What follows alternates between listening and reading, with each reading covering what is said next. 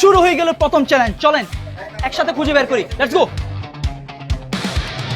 পুরো বছরেরটা নিয়ে আনছস মনে আমি হয়। আসছি, আপনি সহ ইউজ করি না একেবারে। দেখেন ভাই, ভিডিও হচ্ছে কিন্তু বেশি বলতে পারবেন না।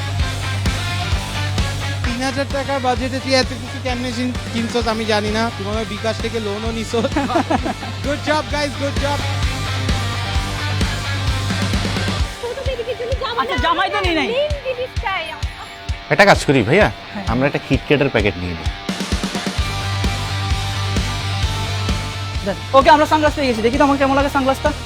আমি বিকাশে পে করতেছি। ওকে, বিকাশে পে করো। দুইজন, আমি দুইজন পাইছি।